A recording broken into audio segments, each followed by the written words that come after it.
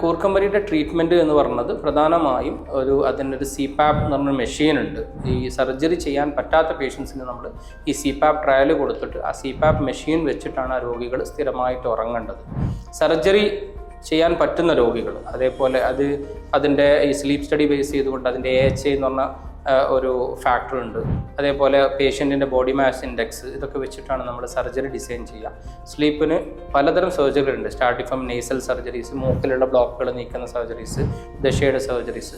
അത് കഴിഞ്ഞ് കഴിഞ്ഞാൽ സോഫ്റ്റ് പാലറ്റിൽ വരുന്ന പലതരം സർജറീസ് ഉണ്ട്. പിന്നെ ESP, അതേപോലെ റീലൊക്കേഷൻ ഫാരിങ്കോപ്ലാസ്റ്റി എന്നൊക്കെ പറഞ്ഞിട്ടുള്ള പലതരം സർജറീസ് ഉണ്ട്. അതേപോലെ ചില ആളുകൾക്ക് ടങ് ബേസ്, നാവിൻ്റെ പുറകുവശം ബൾക്കി ആയിരിക്കും, അപ്പോൾ ടങ് ബേസ് റിഡക്ഷൻ, അങ്ങനെ തുടങ്ങിയിട്ടുള്ള പലതരം സർജറീസ് ഉണ്ട്. ആ സർജറീസ് ചെയ്യുന്നതോടൊപ്പം തന്നെ ഏറ്റവും പ്രധാനപ്പെട്ടത് വെയിറ്റാണ്. വെയിറ്റ് റിഡക്ഷൻ ഈ ട്രീറ്റ്മെൻറ്റിൻ്റെ പ്രധാനപ്പെട്ട ഒരു ഭാഗമാണ്. നമ്മൾ ഹെവി വെയിറ്റ് ആണെങ്കിൽ നമ്മൾ ഈ സർജറീസ് ഒന്നും ചെയ്ത് കഴിഞ്ഞാൽ ഉണ്ടാവില്ല, ഉദ്ദേശിച്ച ഫലം ഉണ്ടാവില്ല. അപ്പം ഒരു അഡിക്വേറ്റ് വെയിറ്റ് മെയിൻറ്റെയിൻ ചെയ്യുക എന്നുള്ളതും വളരെ ഇമ്പോർട്ടൻ്റ് ആണ്.